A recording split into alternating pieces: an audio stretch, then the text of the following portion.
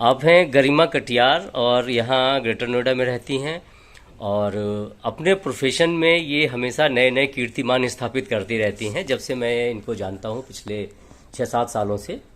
और अभी मैं आज फिर इनसे ही पूछूंगा कि बहुत सारा तो बड़ा इतिहास हो जाएगा, पिछले 1 साल में आपकी क्या क्या अचीवमेंट्स रही हैं वो आप थोड़ा सा हमारे व्यूवर्स को बताएं। बिल्कुल। Thank you Anil ji. जैसा कि मेरा इंट्रोडक्शन अनिल जी ने दिया ही है, मेरा नाम गरिमा कटियार है और मैं पिछले 15 साल से इंश्योरेंस सेक्टर से जुड़ी हुई हूँ। इनिशियली मैंने एज एडवाइज़र ज्वाइन किया था आईसीआईसीआई प्रूडेंशियल में, वो मेरी पहली कंपनी थी।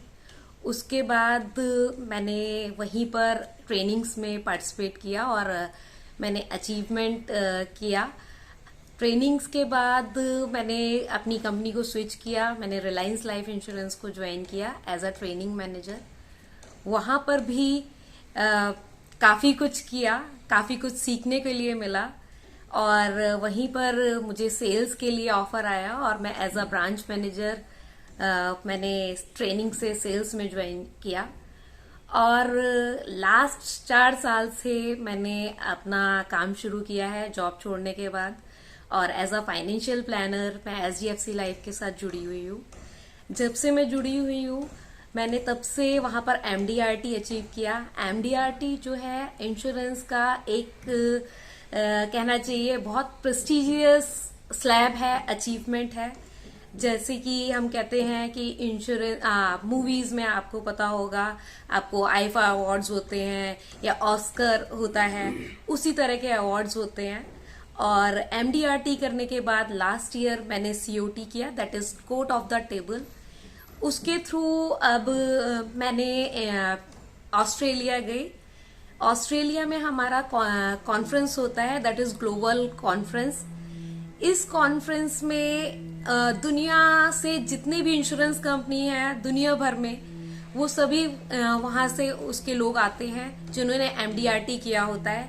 तो बेसिक जो क्राइटेरिया है एमडीआरटी का, that is 40 lakh rupees in a year, calendar year, from 1 January to 31 December, वो हमें कंप्लीट करना होता है। मतलब ये बिजनेस का अमाउंट है जो प्रीमियम आप बिल्कुल प्रीमियम का हम लोगों अमाउंट से लेते हैं जी, वो प्रीमियम इससे ज्यादा होना चाहिए सारा मिलाकर आपके बिजनेस का। बिल्कुल। इट्स ए ह्यूज अमाउंट जी, this is first lab for MDRT achievement कि मुझे 40 लाख रुपए का प्रीमियम कलेक्ट करना था अपने जानने वालों से, फ्रेंड्स में।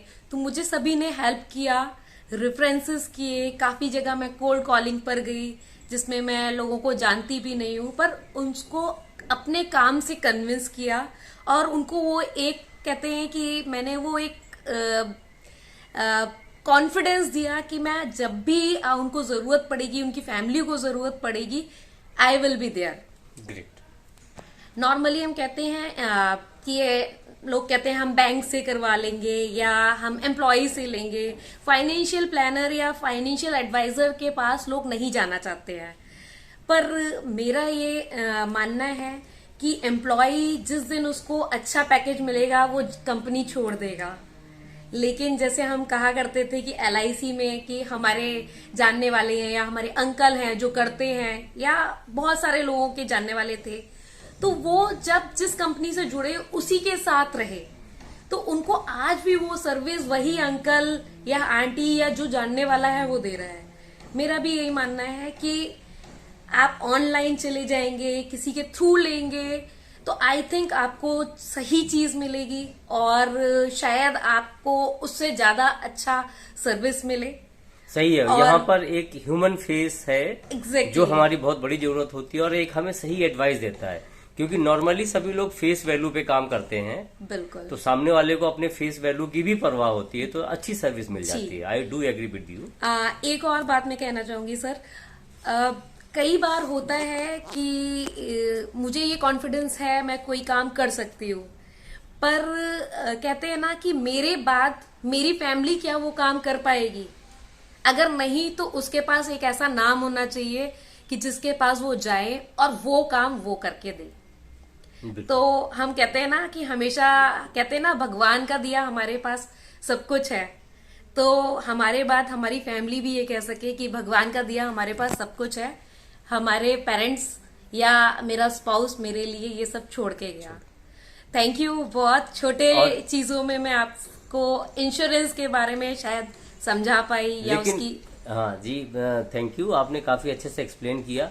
लेकिन मैं उस इवेंट के बारे में भी जानना चाहूंगा, जो कोई एक इवेंट थी मिसेज वर्ल्ड करके, जी तो बिल्कुल, थोड़ा बताइए। बिल्कुल।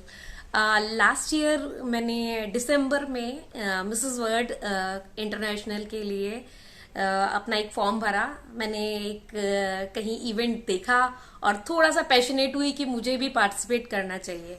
और लकीली उसी टाइम पर इनके एंट्रेंस या फॉर्म्स भरे जा रहे थे, तो मैंने दिसंबर में इसको फॉर्म को फिल किया और मेरा ऑडिशन फरवरी में था।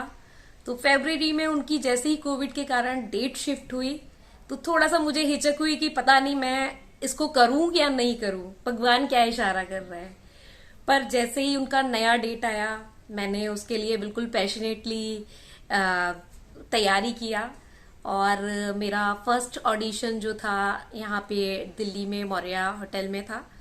और उसके बाद हमारे धीरे धीरे उसमें कहते हैं स्लैब्स होते हैं, मेरा सिलेक्शन हुआ। सिलेक्शन के बाद जब मैं एज अ फाइनलिस्ट चुनी गई, तो मुझे फाइनल्स के लिए बॉम्बे जाना पड़ा। और बॉम्बे में वहां पर हमारा बाकी का कॉन्टेस्ट हुआ। तो I was the finalist in Mrs world international contest. तो मेरी शुभकामनाएं हैं कि अगली बार सिर्फ फाइनलिस्ट में ना जाएं, बल्कि अवार्ड जीत कर आएं। बिल्कुल, thank you. Thank you, thank you.